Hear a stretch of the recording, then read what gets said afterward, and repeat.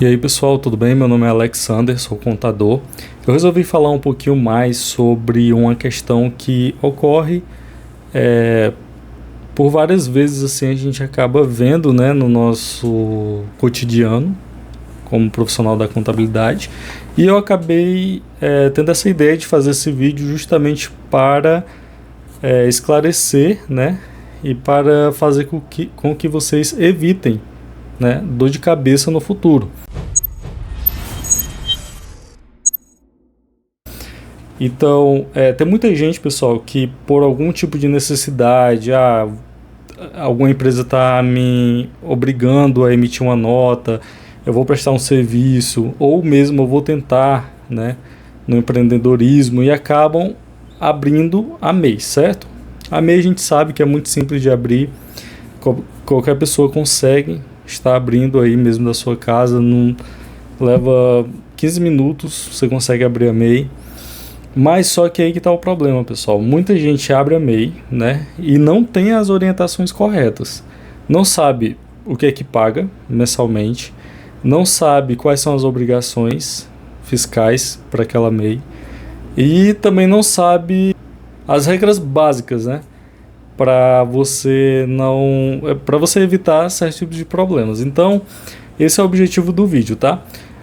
Primeiro de tudo, pessoal, um problema muito comum quando a gente encontra assim essas MEIs é que a pessoa simplesmente desiste, né, da atividade empreendedora, por algum motivo teve que parar e deixa a MEI lá aberta, né, e acha que por não estar movimentando ela acaba ali se extinguindo, mas isso não acontece, tá? O que vai acontecer nesse caso é que todo mês vai gerar a guia fixa do MEI, tá? Todo mês vai gerar aquela guia. Mesmo você não usando, a empresa vai gerar essa guia. Então, o que acontece quando você deixa em aberto? Você acaba deixando a sua empresa com dívida e deixando também de entregar as obrigações, né, fiscais dessa empresa, como a declaração anual do MEI, por exemplo. E, com o tempo, a sua empresa vai ser excluída do MEI. E aí começa a gerar mais dor de cabeça ainda, porque quando uma empresa é excluída do MEI, né, ela acaba obtendo mais obrigações. Então o que acontece? A empresa fica com mais obrigações e essas obrigações geram mais multas, entendeu? Então a empresa sai do MEI para ir para o Simples Nacional, por exemplo. Aí todo mês uma empresa do Simples Nacional normal tem que entregar a PG-10, no caso. E essa PG-10, pessoal, se você não entrega em tempo hábil, você paga R$50 a multa mensal, entendeu? Então, quando você vai ver lá na frente, você já está com, sabe, uma bola de neve. E isso piora ainda mais se depois de um tempo você, por exemplo, sair do Simples Nacional. Se a sua empresa sair do Simples Nacional, ela simplesmente vai para o lucro presumido que tem mais multa e mais obrigações. Então, um conselho que eu dou: por favor, não deixem a empresa aberta se não estiver utilizando, tá? Você pode finalizar a empresa, por favor, dê baixa na empresa, tá bom? Evite dor de cabeça. Se lá na frente você quiser continuar com sua atividade, você pode normalmente abrir uma nova MEI, tá bom? Sem nenhum tipo de dor de cabeça. Então, isso é muito comum, muito comum. A pessoa não vai atrás de saber.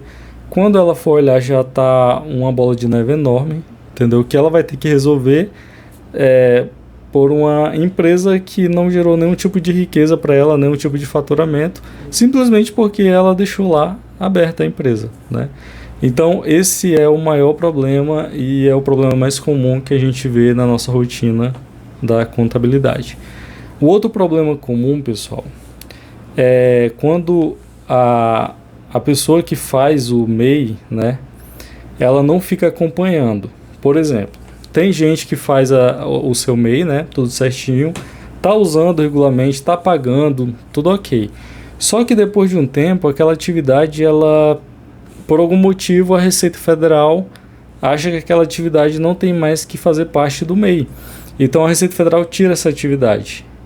E o empresário acaba não acompanhando, né?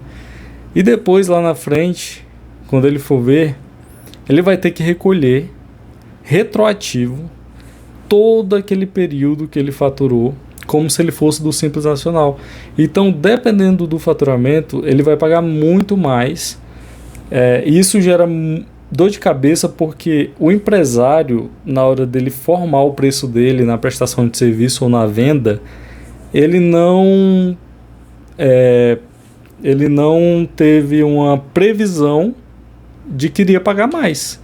Então acaba que todo o esforço dele durante um ano pode ter ido por água abaixo, porque ele vai observar lá atrás, ele vai ter que recolher retroativo com juros e multa, por falta de observar essa mudança, entendeu? Então é muito importante todo empresário que tem uma MEI estar atento às mudanças, tá bom?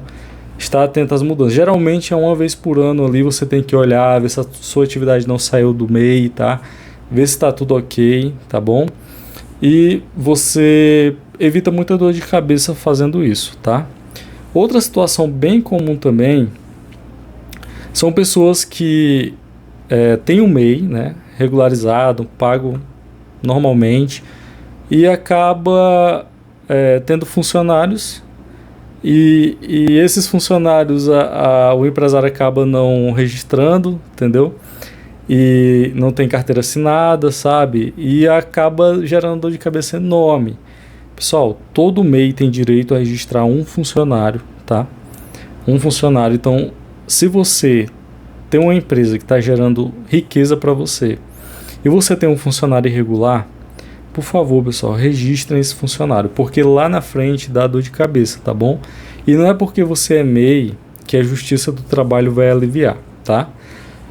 Se você for pego nessa situação, você vai ter que pagar a indenização, você vai ter que pagar, vai ter que recolher FGTS, vai ter que recolher INSS, entendeu? Tudo retroativo, vai pagar todos os direitos legais, entende? Referente às férias, tudo. Então, é muito melhor você já trabalhar tendo essa provisão dessa despesa do que você trabalhar achando que nunca vai pagar isso, e lá na frente você vai ter que recolher tudo retroativo, entendeu? Então são coisas que eu sei que é difícil, eu sei que o empresário tem muita coisa para se preocupar, tem muita coisa para fazer, e muitas vezes não dá tempo para cuidar dessa parte, eu sei disso. Só que se você não cuidar, vai gerar uma dor de cabeça bem maior, entendeu? Então, se você realmente não tem tempo para isso, você tem que contratar um profissional da contabilidade, né? Inclusive, se você quiser entrar em contato, tá? O link está aqui embaixo. E no caso, se você não tem esse tempo e não quer mexer com essas partes burocráticas, quer focar realmente ali na venda ou na prestação de serviço, você tem que ter um profissional para estar olhando isso para você, tá? O que não pode é você estar trabalhando sem uma previsão, sem uma provisão, no caso, né, de despesa ali, para indicar até mesmo os valores que você está fazendo o serviço, porque muitas vezes você acha que está lucrando, quando na verdade você vai ter um prejuízo lá na frente, né? Então tem que ter muita atenção, empresário. O Brasil não é para amadores, tá? Até mais.